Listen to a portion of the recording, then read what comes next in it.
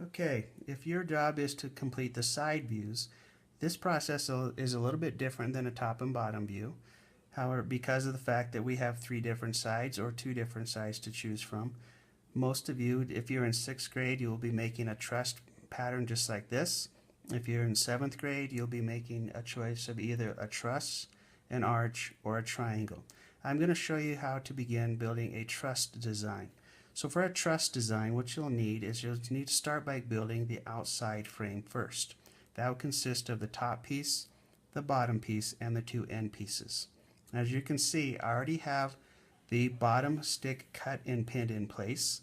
It was simply marked and cut to the marker length that was already drawn on the design and cross pinned in place. I have a set of pins on this end, a set of pins on this end, and a set of pins in the middle. The purpose of having pins in the center is to keep this one big long piece right here from bowing downward or curving inward, because we're going to eventually, when this view is built, we're going to take the pins out, stand it straight up and down, and glue it directly on top of the bottom view. So what we need to do is start by taking a look at the pinning. If you take a look at the pinning that I have right here, the cross pins, I'll zoom in a little bit for you. As you can see, I have one pin coming toward me. One pin going away from me is shaping like a letter X over the top of the piece of wood. That holds the piece of wood in place and keeps it from moving as we're continuing to work on our other lines in our design.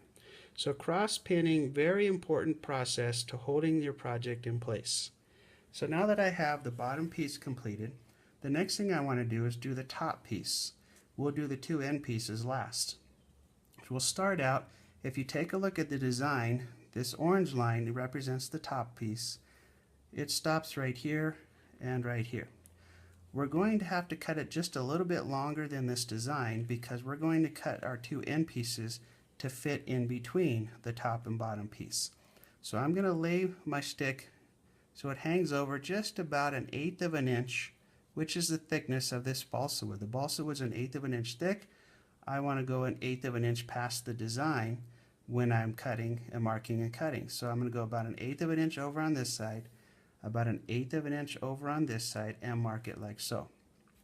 Now when you're cutting the pieces of wood, take your scissors, take the top blade of the scissors and cut so that the top blade is lined up with your marker line, cut straight down toward the table. Okay?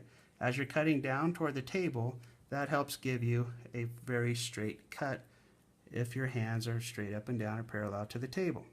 Now when I set that in place there, next thing I want to do is cross pin it down.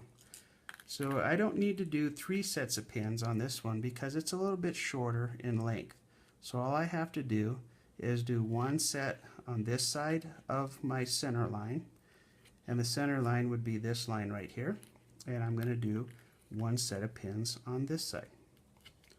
Now with the top and bottom pieces in place, the next thing I want to do my diagonals.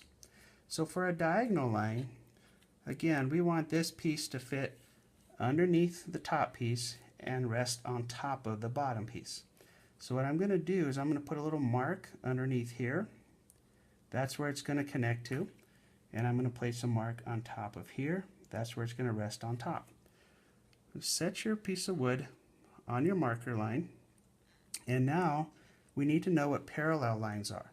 Parallel lines look like these 2 lines right here, or like lines on graph paper. They're lines that are side by side that never intersect. So what I want to do is take, and this first line that I marked up here, I want to now mark a parallel line on my stick that I'm getting ready to cut. So this line is now parallel to that edge it's going to connect to. When I get ready to cut that piece, what I want to do is I want to go ahead, and what I should do for you guys is to zoom in a little bit here so that you can see exactly how I marked that piece with parallel lines. So I'm going to zoom in, and hopefully you saw that to where I have to mark and cut it right underneath here now. There's that stick again, and I marked a parallel line. And so what I'll do now is now take my scissors, and with my scissors I want to make sure the top blade lines up with my marker line that I just did, and make a cut straight down toward the table. Okay, I turn this around and rest it right back on top. Now you can see that 1/8 of an inch thickness that we did on the overhang will end up right there.